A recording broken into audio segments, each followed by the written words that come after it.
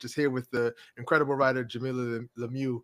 Jamilah, it's wonderful to see you. How are you doing today? Oh, I'm all right. Thank you for having me. Oh, for sure. No, thank you for being here, and I'm excited to talk about your upcoming book, Black Single Mother. I've read it described as a personal meditation and an examination of and a tribute to Black single motherhood. It's unapologetically being told through poignant essays and candid interviews.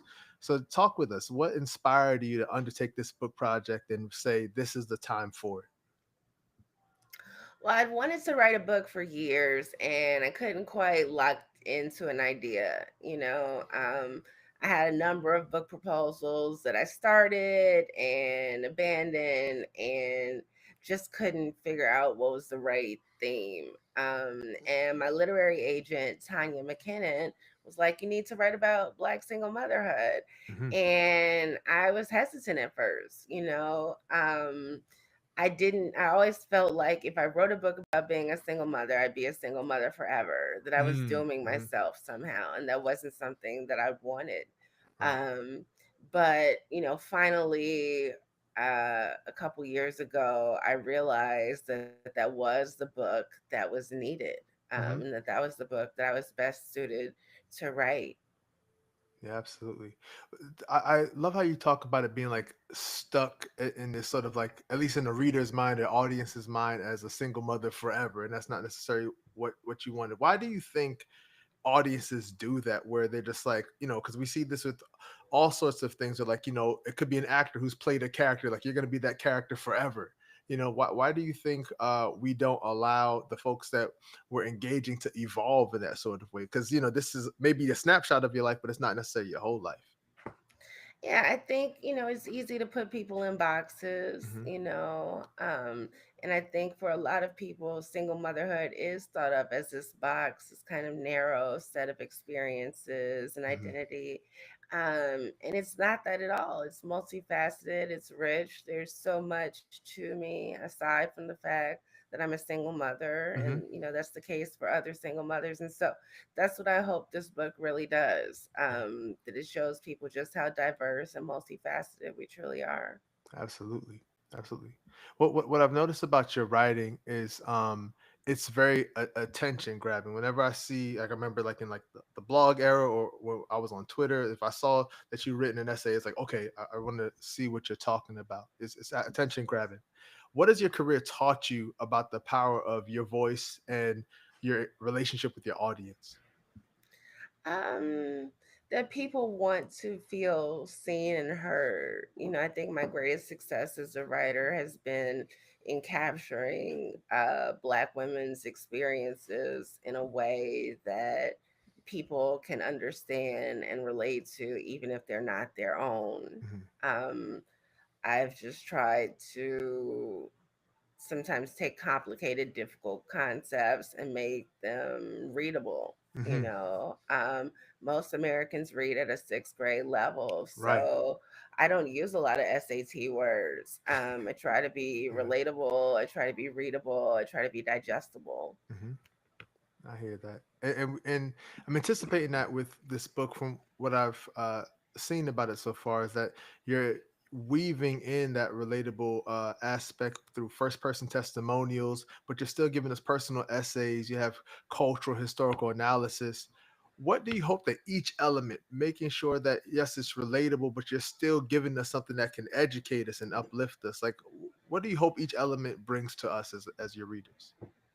I hope that the historical and cultural context helps people to understand some of the flaws with how we collectively understand and even experience Black single motherhood. Hmm. Um, I hope that, by sharing my own story, which I do in the first, I'm sorry, my cat is making an So appearance. Cat just wants to stay what's up and show some love. It's okay. But the first half of the book are essays about my own experiences, and Yeah. that's where I, do the cultural historical analysis. Hmm.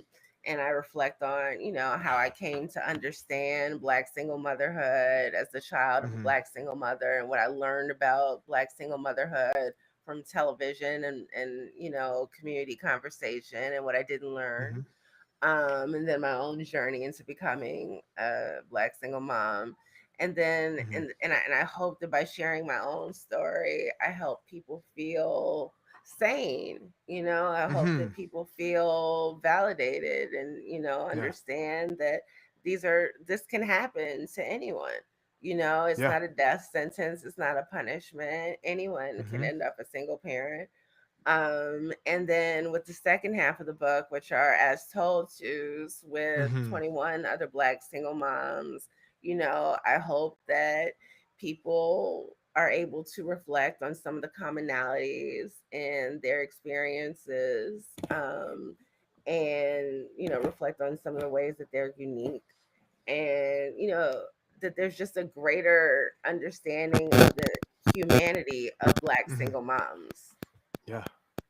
And I love that you say it that way because from the time I started researching and thinking about this conversation, I kept thinking about the work that you're doing that I do believe is very restorative work, and contrasting it with some of the language, particularly for some reason I kept thinking about the language from the 80s of, like, Reagan era, talking about like Mhm. welfare queens and all the sort of stigmas that were placed on impoverished black women who were doing their best in circumstances that were just really difficult.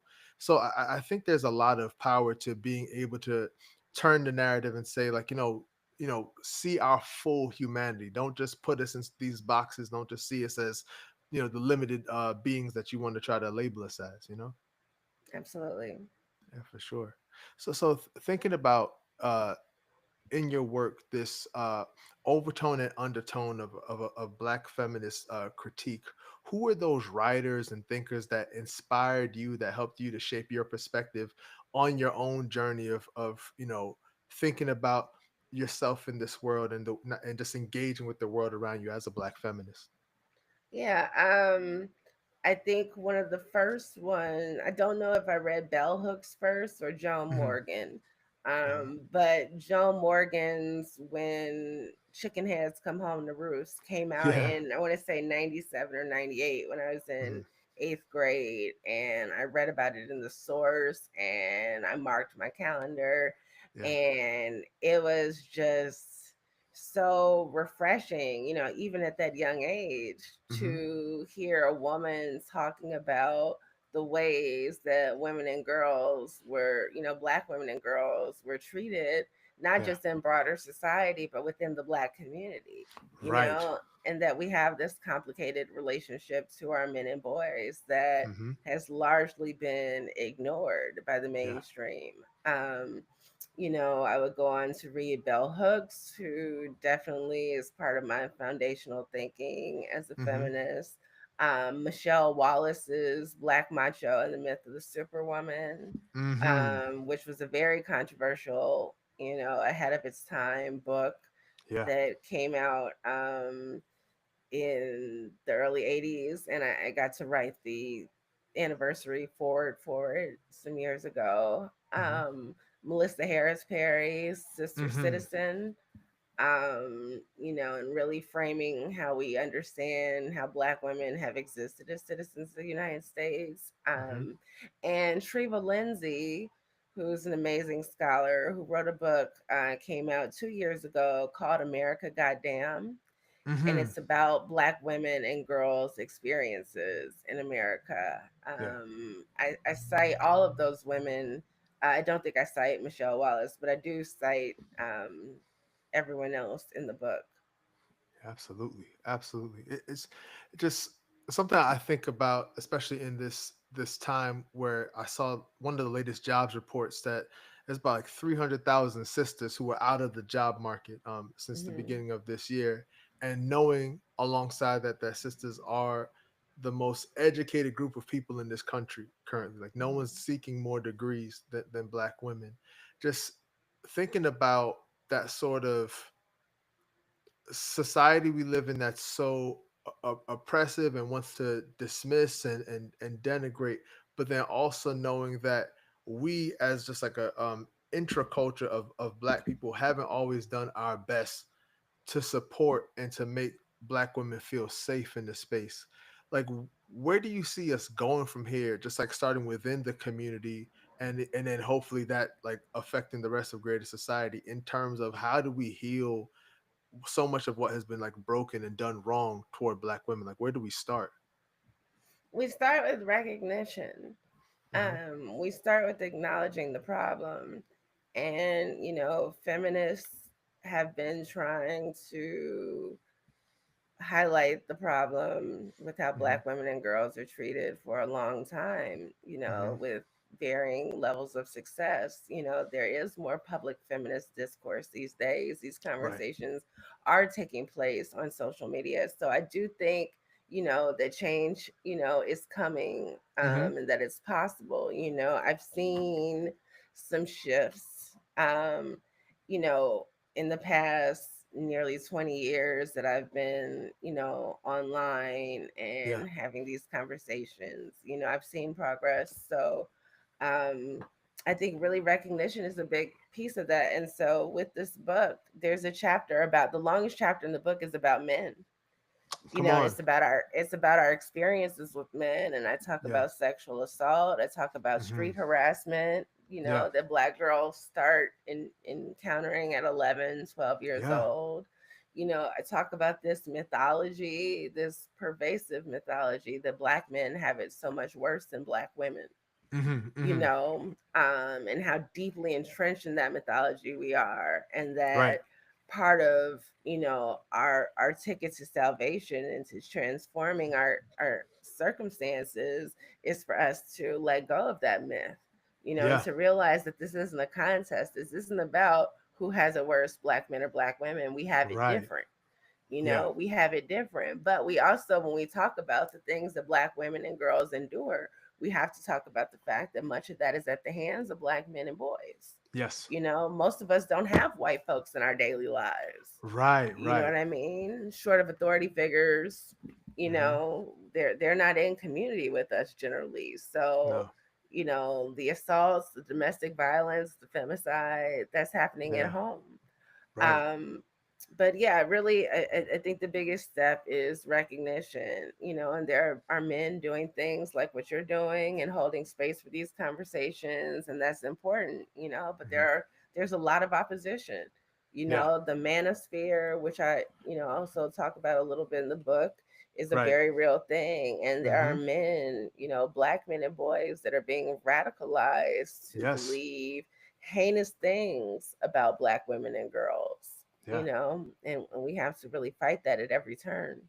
No, what you're saying is so real. Even wife and I were just watching the reboot of the King of the Hill TV show, and they have an episode where the main characters are going into the manosphere and just trying to save his like younger brother from being radicalized with this like in-person camp. But as a former middle school and high school teacher, like I saw on a day to day, and as a father of two sons, I'm seeing it now as my sons are approaching middle school.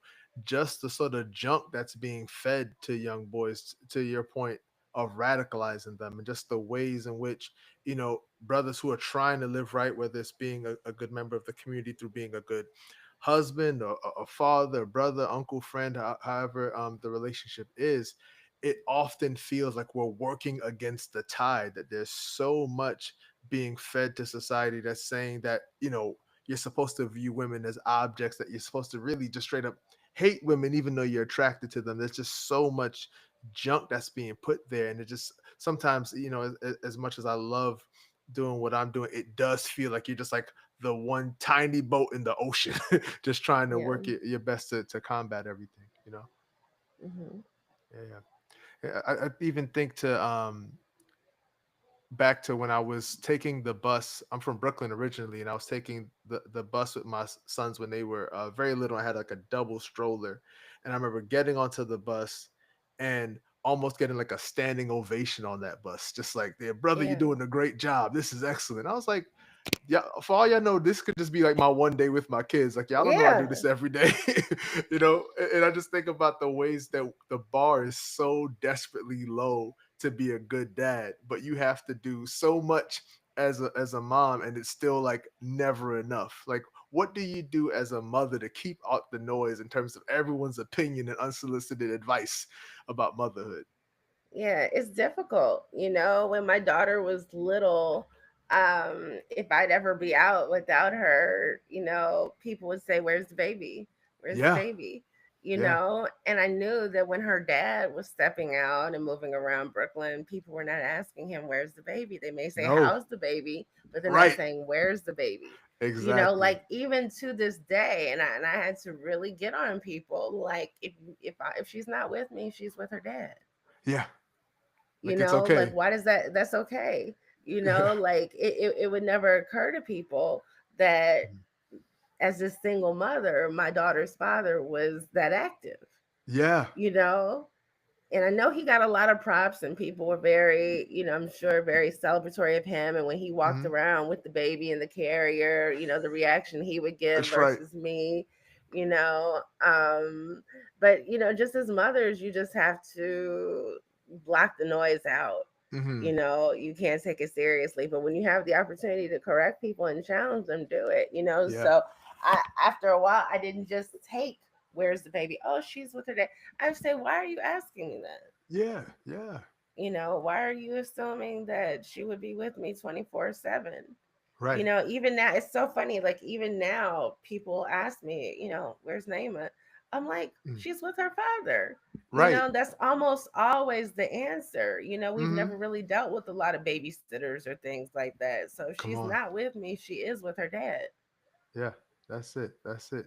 I'll tell you what I've told my wife to say to people when they ask her that question. It's like, just tell them, oh, the boys are latchkey kids. Like they're fine. They just know what to do. They heat up something in the microwave. Oh, yeah. That's what I say. I'd be like, "Oh, I left her at home, That's left her a right. couple snacks. That's right. She's good." TV's on. Yeah. She'll be Hmm. fine.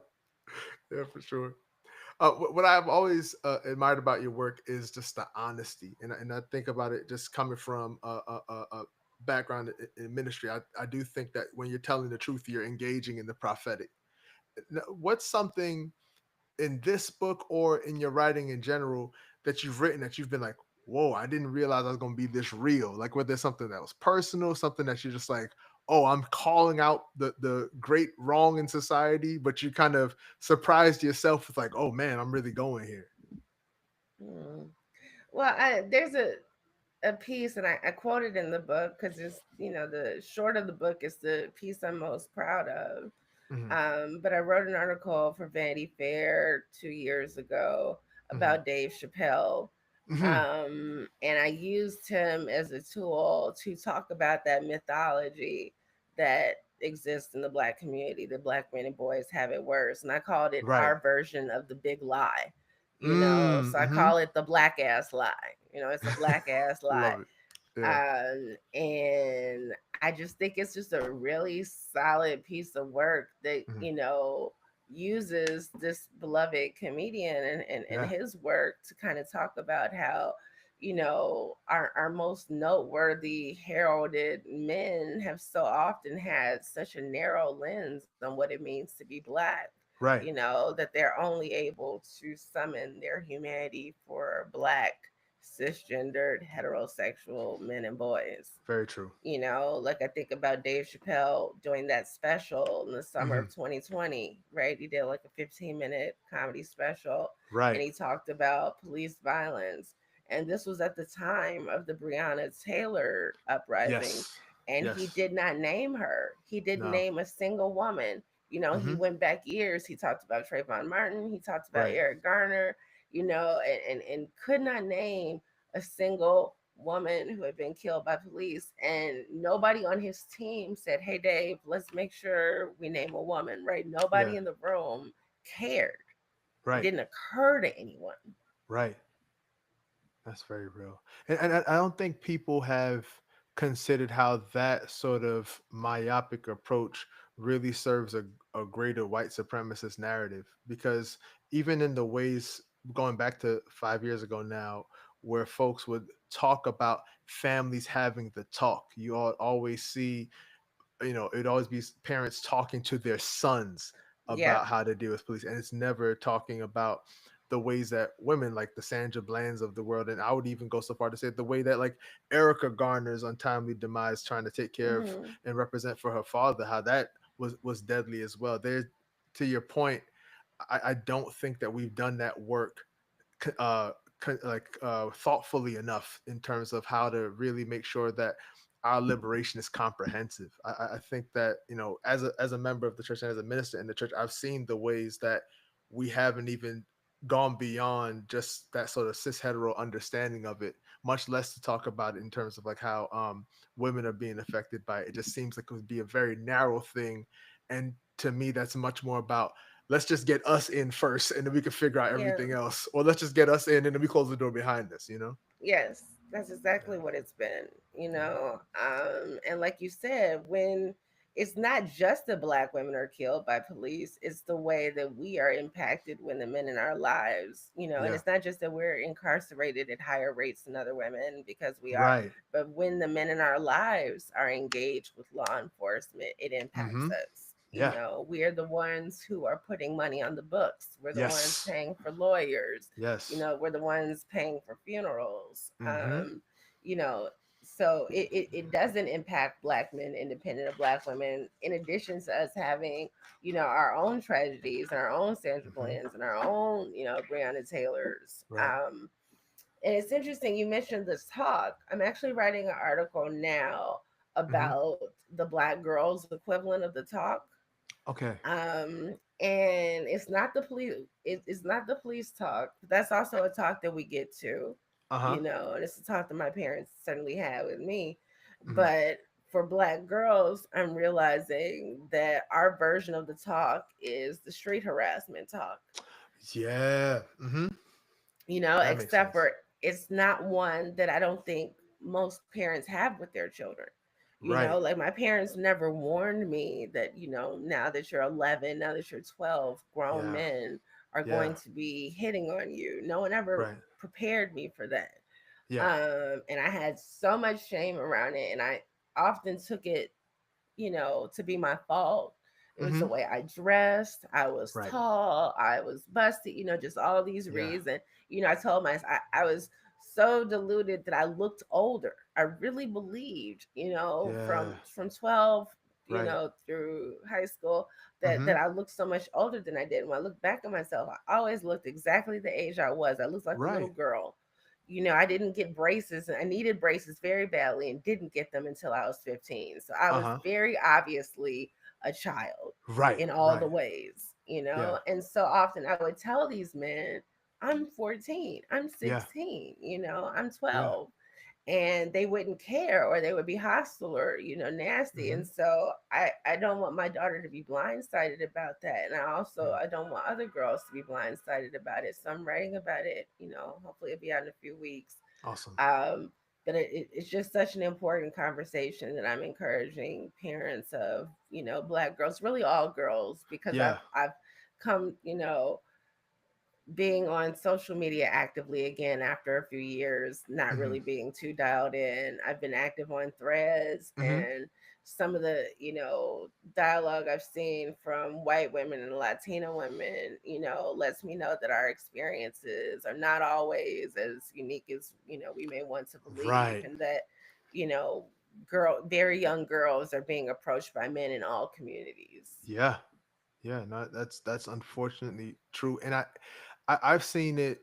What you're saying, Jamila, makes me think to an experience I had as working at a boarding school where I saw the uproar with the dress code of and just like Hmm. that over policing of that dress code with our Yeah. our young female students, and not enough conversation from my lens of like how do you teach young boys whose hormones are whooping them left and right not to objectify girls. Like it's a to me an entirely different conversation about the predatory older men, right? that's Yeah. that's a much more aggressive conversation in my opinion. I think that being able to snip it in the bud from the time that, like my oldest son is 10 years old, like talking to him now about Yeah. how to approach a girl. Like if you like a girl and you say, hey, can I get your number or can we hang out? And she says no, like just leave her alone. Like don't bother her. And I think that there's so much of an entitlement that's wrapped up in it, and sort of a like, dare I say, even like an ownership mindset that's wrapped up in it. Like, what do you mean you don't like me? And now I'm gonna get violent. Now I'm gonna Yeah. respond in a negative way. You know? Yeah, it's a conversation that parents have failed to have with boys for Yeah. generations, Yeah. so these grown entitled men, some of them that are still hollering at girls, Right. were never told, you know what too young was, Come on. or what it means for somebody to not be interested in you back, and that that's Right. okay. That you can move on from that. You don't have to berate them. You don't have to lash out at them. It doesn't have to be a personal thing. Mm-mm. You know. That's the truth. That's the truth. So using intersectionality and cultural critique is a huge part of your writing. Why do you think helping folks understand that this isn't just happening to you, that this isn't something that's just unique to your community or your block or your own life, but that there are threads that connect us as a society? Why is that so important to the conversations that you spark? Because we need to better understand each other, Hmm. and we need to understand that we exist in the context of all the things that happened before us and all Hmm. these things happening around us, and that, our experiences are not always unique. Yeah. It makes you feel better, it makes you feel seen and Hmm. understood to know that other people are having these experiences, Yeah. I'm often surprised at how often women, even, just on social media, telling me, like, oh, finally, somebody's saying this, or, I was going through this and I felt like I was crazy. Yeah. Yeah. Not, that's something that just like deeply concerns me too, is like if you're just suffering in that isolation, or you're being harassed or abused or oppressed, and you think, oh, this is happening to me, sort of like how you were describing yourself as you were younger. Oh, maybe something I did, maybe I shouldn't have worn this, or because I'm too tall, or whatever Mhm. the case may be. But helping people understand that it's not always their fault, and especially in cases where people are being exploited, it's not their fault. That's I really appreciate that for sure. So what do you hope that readers and the general culture gain from Black Single Mother? As you think about this book coming out, like what do you hope folks really take away from it? I hope they have a new respect for Black single Mm-hmm. mothers, a new perspective on us. I For far too long we've been treated as the, villains in our community, that if Right. only Black women would close their legs, things would be so much different. Mm-hmm. And Black single mothers are like the largest group of people entrusted with the care of Black children. Yeah, you for know real. like, I just think it's time to give us the respect and the credit that we deserve. Yeah. Many of us making a way out of no way, Mm-hmm. so many of us doing this without a co-parent. Right. And for I also want people to um reconsider co-parenting. Mm-hmm. There are oftentimes moms think they need to be the parent. They Yeah. need to do everything. They need to be there 24/7. My life and my daughter's life and my daughter's father's lives are, so much better because we are sharing in the raising of our child. Yeah. We both are putting in labor. We are Mm-hmm. both, taking out love. Mm-hmm. It's just good for all of us. And so I'm encouraging families that are in the position, Mm-hmm. to think about a more equitable division of time and labor and finances to do that. Yeah. Studies show that children that are raised by parents who divide their time evenly Mm-hmm. have similar outcomes to children who are raised in two-parent households. That's awesome. Um, so family doesn't have to look one way. Right. That's another takeaway. I For years I used to think about getting married and starting a family, even Mm-hmm. after I had my daughter. Yeah. Like, I did not think of us as a family. Right. We are a family. No We doubt. need to be recognized as a family, and we are the extended family includes her dad and her Mm-hmm. stepmom and her brother, Mm-hmm. but the two of us, we are a family, and we're a sufficient family. Yeah. Absolutely. Absolutely. No, I love that you reframe it in that way because otherwise it can help add to this sense of like incompleteness and add to this sense of like not being enough where the family unit that you have is absolutely a family. It is enough for sure. you know Yeah. so what would you say to someone, especially thinking about other black single moms, or just writers who are marginalized in another social location, who are hesitant to share their story and are just sort of nervous about telling their story and speaking their truth? What would you say to them in terms of a way to encourage them to start that journey? I would tell them that you can save somebody's life, Hmm. by telling your truth. You can help other people to feel grounded and better about who they are in the world. Hmm. And you can heal yourself. It's been incredibly healing and therapeutic for me to write about some of my experiences, Yeah. good, bad, or otherwise. Yeah, absolutely, absolutely. And how can we continue to support your work and get this book when it comes out? Where should we go? Um, well, you can follow me on social media. I'm on Threads, Instagram, and X, even though I don't really post on X, Yeah, at yeah. Jamilah Lemieux. The book is available for pre-order now wherever you get books. Hmm. I've been sharing a link to the Reparations Club in Awesome. LA where they're selling it. Hmm. But you can get it from all the major retailers. You can go to, if you just search Black Single Mother Book, Hmm. um, it'll come right up. Yeah, there it is. There it is. And friends, is always remember the pre-orders are key. We got to do the Yes. pre-orders. Got to do the Yes. pre-orders. Can't say that enough. Well, Jamila, this has been an honor. This has been such a joy. Thank you so much for being here, and to all of you watching and listening. Please, as always, make sure that you support our work by going to baddestchaplain.com and subscribing. We're also on YouTube, Apple Podcasts, Spotify Podcasts, any and everywhere you're getting podcasts. But this has been an honor, Jamila. Thank you so much. Thank you. Absolute. Until next time, y'all. Do take care.